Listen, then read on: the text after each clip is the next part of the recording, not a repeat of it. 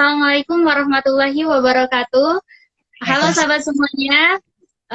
Puji dan syukur atas kehadiran Allah Subhanahu wa Ta'ala, atas limpahan rahmat-Nya lah kita bisa berkumpul di live streaming Instagram pada hari ini.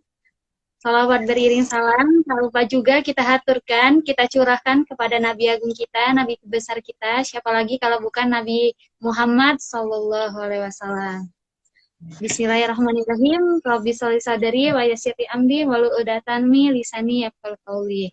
Yang terhormat kepada Ibu Dian Eka Anggraini, SKM MKes, selaku pembicara kita yang sangat luar biasa pada hari ini. Masya Allah. Jadi, perkenalkan, nama saya adalah Sela Anugrah dari perwakilan Lembaga Dakwah Kampus Anajem Stik Bina Husada Palembang, yang akan membersamai teman-teman sekalian pada acara sharing session special for you, Masya Allah. Jadi asik, acara seru, kekinian, acara seru, inspiratif, kekinian, dengan mengusung tema sukses dengan menyandang gelar kesehatan bersama Kampus Bintang. Seperti apa kata pepatah mengatakan bahwa tak kenal maka tak sayang, tak kenal maka tak arupan. Jadi alangkah baiknya kita ta'arupan dulu dengan pembicara kita, Ibu Dian Eka Anggraini. Jadi nama lengkap Ibu Dian Eka Anggraini adalah Dian Eka Anggraini, SKM MKes, tempat tanggal lahir Lahat 27 Juli 1982, alamat Jalan Lukman Idris, nomor 256A, Kelurahan Sukadodi, Kecamatan Sukarami, Palembang. Nomor kontak Ibu Dian Eka yaitu adalah 0823 1257 008. Email Ibu Dian yaitu adalah dianeka_82@yahoo.co.id. Riwayat pendidikan Ibu Dian sendiri murni dari mulai S1 Kesehatan Masyarakat Stik Bina Husada Palembang, S2 Kesehatan Masyarakat Stik Bina Husada Palembang. Pengalaman pekerjaan yaitu yang pertama yaitu adalah Ketua Prodi Program Studi Kesehatan Masyarakat Stik Bina Husada Palembang. Yang kedua yaitu adalah Ketua Jurusan Kesehatan Masyarakat Stik Bina Husada Palembang. Masya Allah, Ibu. Jadi di sini saya pengen sharing-sharing session buat adik-adik maba yang lagi nonton mungkin hari ini, buat teman-teman sekalian yang pengen ngajak adik-adiknya, ponak-ponakannya buat masuk jadi warga Stik Bina Husada Palembang. Jadi kan Bu, Stik Bina Husada Palembang ini kan merupakan sekolah tinggi ilmu kesehatan masyarakat Bina Husada Palembang yang sudah terakreditasi B semua Bu ya, untuk semua program studi, mulai dari S1 Kesehatan Masyarakat B, S1 Keperawatan B, D3 Kebidanan B, Profesi Nurse B, dan Magister Kesehatan Masyarakat S2 Kesehatan Masyarakat juga B. Jadi akreditasinya tuh B kalau, Masya Allah. Jadi Bu ya, mungkin untuk yang pertanyaan pertama nih kan lah untuk dari jurusan kesehatan masyarakat itu sendiri Bu ya. Sebenarnya Bu, buat adik-adik nih, mungkin pada belum tahu Bu, apa pengertian dari jurusan kesehatan masyarakat. Nah, kalau dikaitkan Bu dengan tema sukses dengan menyandang gelar kesehatan bersama Kampus Bintang, kira-kira yang seperti apa Bu, pengertian dari jurusan kesehatan masyarakat itu sendiri Bu? Dipersilakan Bu Dian. Baik, terima kasih. Assalamualaikum warahmatullahi wabarakatuh. Waalaikumsalam warahmatullahi wabarakatuh. Yang saya ucapkan selamat siang. Terima kasih kepada LDK Anajem yang sudah mengajak kami untuk kita mengadakan sharing session ini. Selamat ya untuk LDK karena sudah berhasil melaksanakan kegiatan ini. Senang hari ini bisa bergabung bersama LDK dan para peserta yang ada di live IG ini. Harapannya semoga kita semua dalam keadaan sehat walafiat ya. Apalagi sudah lihat dari Sela selaku perwakilan LDK itu kan dengan sumringah sekali terlihat sehatnya, berarti semua yang di LDK itu kan pada kondisi sehat semua ya, harapannya seperti itu. Iya, baik. Mungkin yang tadi ditanyakan bahwa kenapa sih, apa sih jurusan kesehatan masyarakat atau pendidikan kesehatan masyarakat itu, terutama dikaitkan pada saat ini, pada saat untuk sehat dengan kondisi kesehatan kita saat ini yang memang sepertinya sedang bermasalah ya kesehatannya di Indonesia, bahkan di dunia. Jadi saya akan jelaskan sedikit bahwa kesehatan masyarakat itu kalau untuk pendidikan tinggi itu adalah salah satu jurusan atau salah satu bidang ilmu ya dalam pendidikan tinggi ilmu kesehatan masyarakat yang dimana nanti itu akan menghasilkan lulusan kesehatan masyarakat. Jadi kesehatan masyarakat ini jenjangnya itu ada S1, S2 sampai dengan S3, di mana nantinya lulusan ini lulusan di bidang kesehatan masyarakat yang mampu memberikan pelayanan kesehatan. Jadi pada saat dengan kondisi kesehatan masyarakat, kita sebagai tenaga kesehatan masyarakat nantinya mampu memberikan pelayanan kesehatan kepada seluruh masyarakat, sehingga nanti kondisi derajat kesehatan masyarakat di wilayah tempat tinggal kita, di keluarga kita, maupun di seluruh wilayah Indonesia, bahkan di dunia ini tuh derajat kesehatannya meningkat. Itu kenapa pengertian dari pendidikan kesehatan masyarakat. Itu mungkin Sela.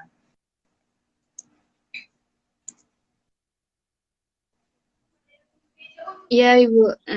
Jadi untuk kesehatan masyarakat itu sendiri berarti sebagai garda terdepan dari promosi dan pencegahan untuk kesehatan ya Bu ya, apalagi di tengah pandemi ini. Nah, Bu, untuk yang selanjutnya Bu ya, kan lah tahu nih Bu ya, mungkin adik-adik maba di sini atau teman-teman sekalian lah tahu jurusan kesehatan belum yakin Bu, masih ragu ngapa sih harus memilih jurusan kesehatan masyarakat itu sendiri Bu. Harus memilih ketimbang di jurusan-jurusan lain seperti misalnya farmasi atau yang lainnya Bu. Jadi kenapa Bu? Kira-kira. Ya, jadi itu tadi ya sesuai dengan pengertiannya bahwa nantinya pendidikan kesehatan masyarakat ini kan mampu memberikan pelayanan kesehatan kepada masyarakat.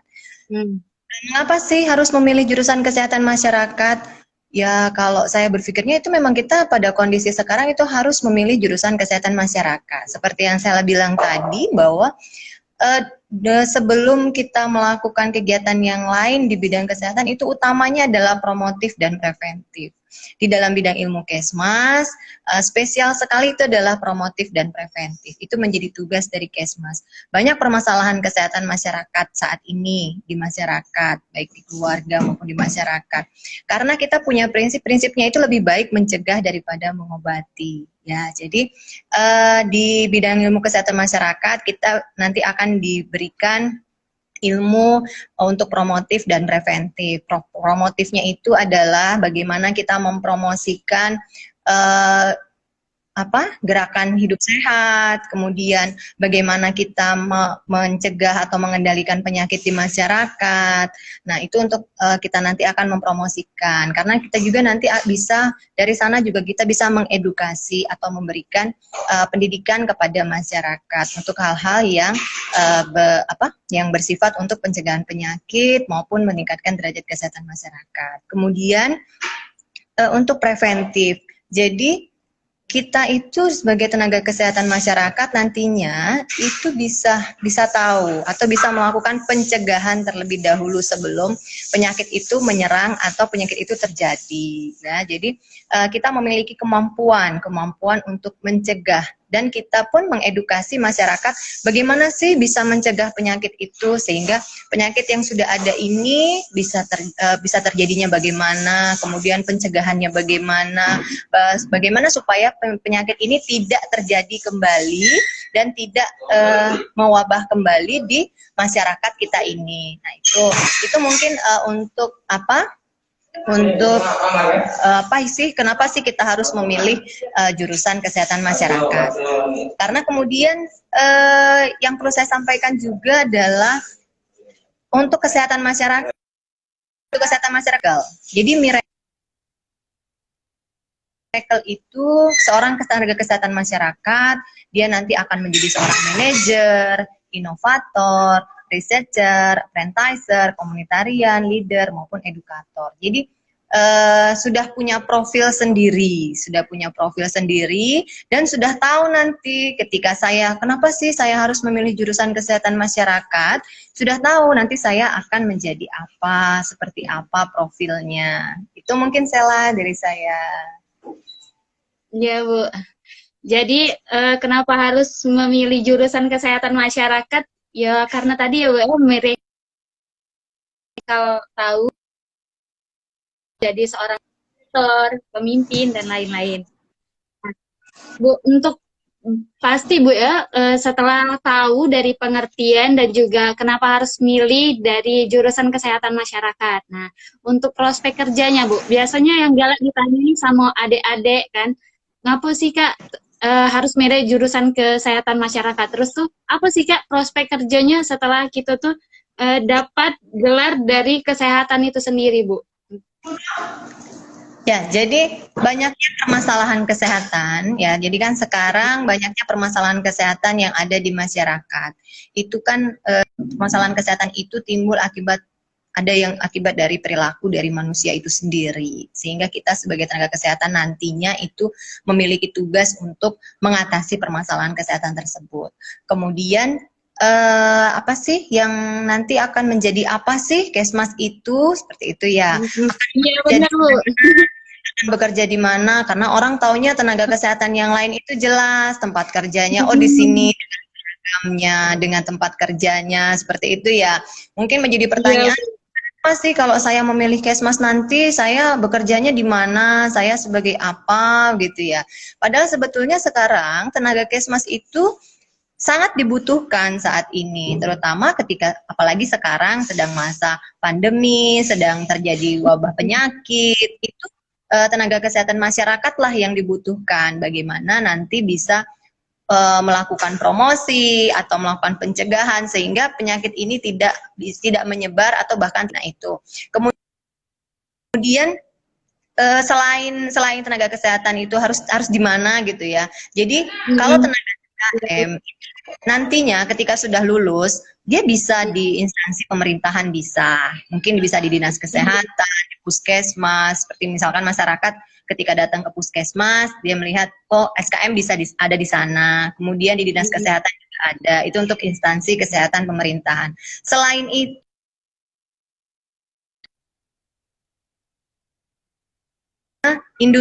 dunia industri, jadi salah satu kemampuan dari bidang ilmu Kesmas itu dia dibutuhkan di dunia industri. Salah satu bidang ilmunya adalah dengan bidang ilmu K3 ya.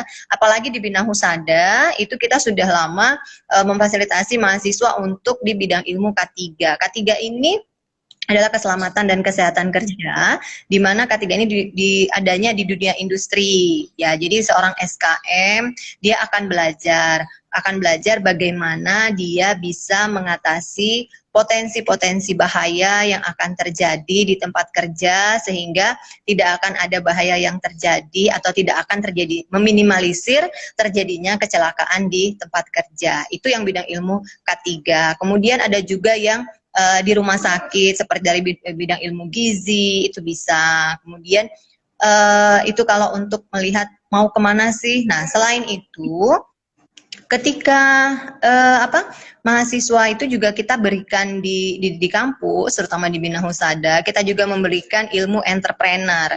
Jadi beberapa lulusan dari STIK Bina Husada, khususnya jurusan Kesmas, itu dia adalah entrepreneur. Entrepreneur itu dia berwirausaha. Berwirausahanya dari mana? Ya ada yang dari bidang ilmu kesehatan, ya tetap bidang ilmu kesehatan. Jadi kita bisa memberikan konsultasi, kemudian kita juga bisa mempunyai usaha untuk di bidang kesehatan. Lulusan Kesmas juga banyak yang menjadi entrepreneur khususnya di bidang kesehatan yang memiliki klinik seperti itu, sehingga karena itu dasarnya adalah berpikir bagaimana caranya meminimalisir atau meningkatkan derajat kesehatan di masyarakat. Nah itu mungkin Sela untuk di mana sih kerjanya gitu kan ya, mungkin selama ini tidak terlihat kalau saya masuk ke sini kerjanya maunya di mana gitu ya. Iya, nah mungkin nanti bisa diceritakan yang lagi kuliah atau yang lulusan gitu ya. Boleh, saya juga sudah share itu di YouTube-nya Bina Husada, sharing dari alumni, dia saja karena bukan hanya cita-citanya itu bukan hanya menjadi seorang pegawai negeri ya yang di instansi pemerintahan, tapi juga ada yang di swasta, di perusahaan, kemudian ada juga yang lembaga-lembaga kemasyarakatan. Itu juga bisa ke sana ya. Itu terutama pada saat ini banyak sekali relawan yang dibutuhkan terutama pada saat pandemi ini ya, pandemi COVID-19. Jadi relawan itu dibutuhkan adalah tenaga kesehatan masyarakat, khususnya adalah biasanya itu epidemiologi, promosi kesehatan, karena dari yang bidang ilmu promosi kesehatan itu bisa mengedukasi bagaimana masyarakat dalam menghadapi pandemi COVID-19 ini. Kemudian dalam bidang yang epidemiologi dia bisa menganalisis apa sih penyebabnya, kemudian bagaimana langkahnya supaya dilakukan pencegahan di masyarakat. Nah, itu mungkin Sela kesempatan untuk sarjana kesehatan masyarakat itu luas sekali. Dan ketika ada satu profil yang mungkin bisa menjadi pertimbangan juga kenapa harus memilih kesehatan masyarakat, salah satunya adalah pendidik atau edukator. Jadi jurusan kesehatan masyarakat atau program studi kesehatan masyarakat itu jenjangnya ada dari S1, S2, dan S3. Di Bina Husada ini pun kita sudah punya prodi S1 dan S2. Jadi berharapnya kalau yang baru sampai lulusan S1 itu jangan stop di sana. Lanjutkan ke S2-nya gitu ya. Di Bina Husada juga kita sudah memfasilitasi dengan prodi S2. Nah, nanti ketika sudah S2 itu atau lulusan Kesmas itu dia bisa sebagai edukator. Edukator itu sebagai pendidik. Ya, jadi nanti setelah bisa mendidik junior atau mendidik masyarakat yang sekolah S1 dan S2 juga, jadi dia bisa menjadi pendidik. Dan kita setelah selesai S2 pun kita masih bisa melanjutkan ke jenjang S3 karena pendidikan Kesmas itu juga ada juga pendidikan S3-nya. Jadi sudah bisa dari Kesmas itu sudah bisa kita berpikir untuk masa depan kita nanti akan seperti apa, itu jangan diragukan lagi. Ya, Sela ya. Iya, Bu. Jadi buat adik-adik atau kawan-kawan yang pengen ngajak ponaannya, adiknya, atau sepupu dan prospek kerja dari jurusan kesehatan masyarakat itu sendiri. Jadi Ibu Dian tadi kan sudah banyak menjelaskan, yang pasti ada banyak cetana. Pemerintahan bisa cetana. Jadi di pegawai di rumah sakit bisa, jadi edukator juga bisa, pendidik, terus entrepreneur, kewirausahaan. Jadi tidak perlu khawatir lagi buat dari prospek kerja, nak kemana, cik tenang. Apa sih jurusan kesehatan masyarakat, ngapa beda dengan dokter, cik tenang. Dari penjelasan tadi, mungkin teman-teman bisa tahu, cik tenang. Untuk yang terakhir, Bu, lah mantep nih, lah tahu pengertian tadi, lah tahu jurusan kesehatan masyarakatnya tadi kan lah tahu Bu ya pengertiannya. Terus itu kenapa harus memilih jurusan kesehatan masyarakat juga lah tahu, prospek kerjanya juga lah tahu. Nah, untuk dunia perkuliahannya Bu di STIK Bina Husada Palembang untuk jurusan kesehatan masyarakatnya itu seperti apa Bu metode yang dilakukan Bu? Ya, jadi kalau yang belum tahu. Ya, jadi kalau untuk di jurusan kesehatan masyarakat, untuk proses atau metode perkuliahan kita melakukan secara offline dan online. Kalau kemarin kan sebelum pandemi kita dengan offline seperti biasa perkuliahan di kelas ya. Nah, pada saat ini, pada masa pandemi kita perkuliahan dengan metode online. Kemudian perkuliahannya juga ada dengan teori, tatap muka, muka, baik secara online gitu ya. Kemudian ada juga dengan praktikum, praktikum di laboratorium, praktikum di lapangan. Nah, itu juga dilakukan di kesehatan masyarakat. Jadi kalau sekarang sih di masa pandemi ini tidak usah khawatir dengan metode perkuliahan, karena bagi yang tidak kita dengan social distancing, kita dengan yang tidak perlu untuk pergi-pergi kemana-mana dari rumah, itu perkuliahan tetap bisa diikuti dari rumah. Jadi kita selama ini menggunakan aplikasi-aplikasi yang sudah tersedia. Jadi perkuliahan dengan online kita dari Bina Husada punya namanya Edlink. Jadi itu memfasilitasi dosennya di Palembang, mahasiswanya dari daerah lain, itu bisa gitu ya. Kemudian yang bekerja pun itu sehingga tidak mengganggu hari bekerja harus datang ke Palembang. Seperti itu tidak harus, karena sekarang kita sudah memanfaatkan fasilitas yang sifatnya kita bisa dengan online. Jadi kita bisa menggunakan media Zoom, kemudian dengan Google Meeting, dengan Skype, itu kita gunakan semua. Kita juga punya fasilitas Edlink ya. Jadi bukan hanya perkuliahan sih sebetulnya, untuk proses pembayaran itu pun kita sudah bisa dilakukan secara online, jadi tidak harus datang ke Bina Husada. Kemudian selain perkuliahan teori, kita juga ada praktikum. Praktikum itu kita laksanakan praktikum laboratorium, kemudian ada juga praktikum lapangan. Jadi kegiatan yang sudah kita laksanakan itu adalah kita mengunjungi lokasi-lokasi atau instansi, institusi kesehatan. Nanti kita melakukan analisis permasalahan kesehatan di sana. Seperti contoh yang K3 itu kita berkunjung ke perusahaan-perusahaan untuk kita melihat proses produksinya bagaimana, kemudian kita bisa menganalisis potensi bahayanya seperti apa sebagai ahli kesehatan masyarakat nantinya di khusus bidang K3.